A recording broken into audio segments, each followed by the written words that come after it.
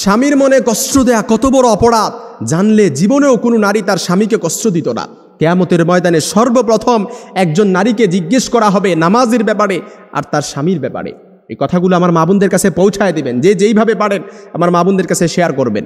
আম্মা জান আয়েশা রাদিয়াল্লাহু তাআলা আনহা বলেন, ইয়া মাশারান নিসা, হে নারী সম্প্রদায়, লাউ তাআলামনা হাক্কা আজওয়াজিকুন্না আলাইকুন্না, তোমরা যদি জানতে তোমাদের কতটা দায়িত্ব স্বামীদের উপর, লা জাআলাতিল মারআতু মিনকুন্না তামসাহুল গুবার আন কাদামাই যাওজিহা বিখাদ্দি ওয়াজহিহা। কোনো নারী যদি তার স্বামীর গুরুত্ব বুঝতে পারত, তার স্বামীর গুরুত্ব জানতে পারত, তাহলে নিজেদের গাল দিয়ে তার স্বামীর পায়ের ধুলা মুছে দিত। সুবহানাল্লাহ বিহামদি, তার স্বামীর ধুলা মুছে দিত নিজেদের গাল দিয়ে। এই জন্য আমার বোনেরা বুঝে না, অনেক সময় স্বামীকে কষ্ট দিয়ে ফেলে। অনেকে মনে করে যে বর্তমান সময়ে সবচাইতে বেশি নারী নির্যাতন হয়, কিন্তু তারা জানে না, তারা গড় সংখ্যা দেখে না। বর্তমান সময়ে সবচাইতে যে তালাকের বিচ্ছেদের ঘটনা ঘটে, এটা হচ্ছে স্ত্রীর দ্বারা স্বামীকে ডিভোর্স দেয়, খোলা তালাক দিয়ে দেয়। স্ত্রীর দ্বারা সবচাইতে বেশি বর্তমান সংসারগুলো বিচ্ছেদ হচ্ছে।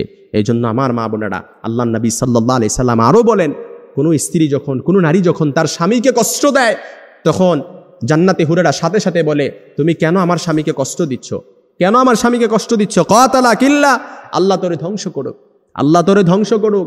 কেননা জান্নাতে হুরেরা কেন এটা বলেন? তারা বলতে থাকে, এটা যেমন তোমার স্বামী, ঠিক তেমনি এটা আমারও স্বামী। সে মরতে দেরি, জান্নাতে আসতে দেরি, আল্লাহ তাআলা তার জন্য আমাদেরকে অবধারিত করতে দেরি করবে না। এই জন্য যারা স্বামী পাইছেন, আপনি একটা জান্নাতের টুকরা, হীরার টুকরা পাইছেন, এটার কদর করেন। কারণ আপনার জান্নাত আপনার স্বামীর পায়ের নিচে, আপনার জান্নাত আপনার ঘরে। স্বামী যদি সন্তুষ্ট থাকে আপনি জান্নাতে যেতে পারবেন, আর স্বামী অসন্তুষ্ট আপনি কখনো জান্নাতে যেতে পারবেন না। সব আমল ইবাদত সব কিছু আপনার প্রশ্নবিদ্ধ হয়ে যাবে। এই জন্য সব সময় স্বামীকে সন্তুষ্ট রাখতে হবে। অনেক মা বোনেরা স্বামীর প্রতি সন্তুষ্টের দিকটা খেয়াল রাখে না।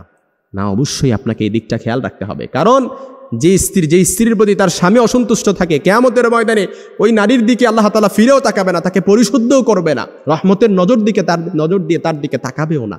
এই জন্য আমার মা বোনদের কাছে মেসেজটা পৌঁছায় দিবেন, যে যেইভাবে পারেন তাদের কাছে শেয়ার করে দিবেন।